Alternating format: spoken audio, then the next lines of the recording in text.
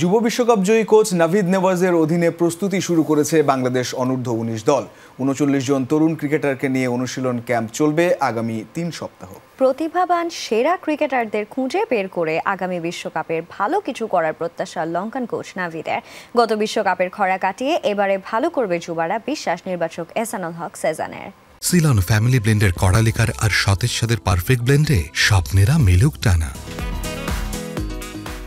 ২০২০ সালের ৯ ফেব্রুয়ারি বাংলাদেশের ক্রিকেটের জন্য স্মরণীয় এক দিন। আকবর আলীর নেতৃত্বে প্রথমবার বিশ্ব চ্যাম্পিয়ন হওয়ার স্বাদ পায় বাংলাদেশ। ভারতকে হারিয়ে সেই অনূর্ধ্ব-19 বিশ্বকাপ জয়ের নেপথ্যে ছিলেন শ্রীলঙ্কান কোচ মোহাম্মদ নাভিদ নেওয়াজ। ভালো কিছুর প্রত্যাশায় আবারও ফিরেছেন লাল সবুজ শিবিরে। ২ বছরের চুক্তিতে আবারও জুনিয়র টাইগারদের দায়িত্ব নিতে পেরে বেশ রোমাঞ্চিত নাভিদ। নতুন প্রতিভাবানদের খুঁজে বের করতে এরই মধ্যে বিকেএসপিতে শুরু করেছেন ক্যাম্প। এখানে বেশ কিছু প্রতিভাবান খেলোয়াড় আছে। আগামী ৩ সপ্তাহের জন্য আমরা একটা ক্যাম্প করছি, সেখানে তাদের আরো গভীরভাবে পর্যবেক্ষণের সুযোগ পাবো। এখানে আমরা কিছু ম্যাচও খেলবো, খুঁজে বের করার চেষ্টা করব কারা সেরা খেলোয়াড়। ওদের সামনে সামর্থ্যের প্রমাণ দেওয়ার একটা বড় সুযোগ। চলতি বছরের ফেব্রুয়ারিতে সবশেষ যুব বিশ্বকাপ খুব একটা ভালো যায়নি বাংলাদেশের। সুপার সিক্সে পাকিস্তানের কাছে মাত্র ৫ রানে হেরে বিদায় নিতে হয় টাইগার যুবাদের।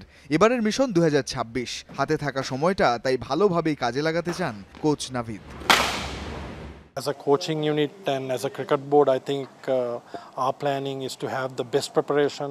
কোচিং ইউনিট হিসেবে আমাদের লক্ষ্য সেরা প্রস্তুতি নেওয়া। পরবর্তী 18 মাস আমাদের সর্বোচ্চ চেষ্টা থাকবে নিজেদেরকে তৈরি করা, যাতে আমাদের যে কোনো কন্ডিশনের সাথে মানিয়ে নেওয়ার ক্ষমতা বাড়ে। দেশের বাইরেও আমরা যতটা সম্ভব ম্যাচ খেলতে চাই, যাতে ছেলেরা এমনটা মনে না করে আমরা বাংলাদেশের বাইরে সক্ষম নই।